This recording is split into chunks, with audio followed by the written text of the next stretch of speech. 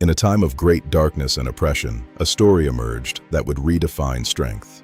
For 7 years, the Midianites swarmed the land like locusts, leaving the Israelites in hiding and hunger. Among them was Gideon, a man working in secret, trying to save what little grain he had from the invaders. Suddenly, an angel of the Lord appeared and said to him, "The Lord is with you, mighty warrior." But Gideon felt anything but mighty. "If the Lord is with us, why has all this happened?" he asked. He felt small, the least in his family.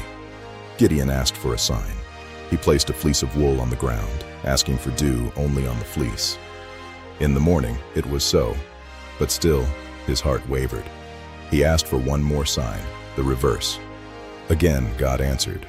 Gideon's strength was not his own, it was being forged in faith. 32,000 men answered the call to fight, but the Lord said, "There are too many."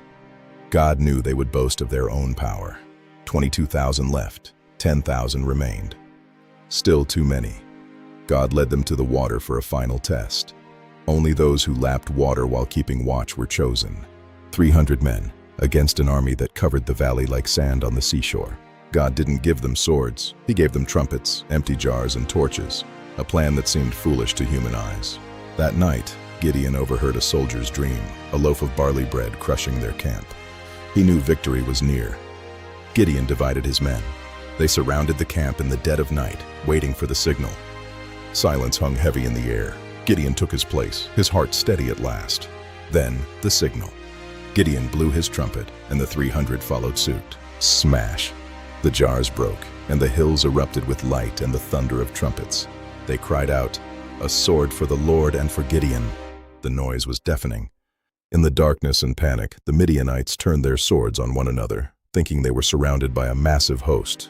By morning, the enemy had fled. Israel was delivered, not by might, but by the hand of God through a few.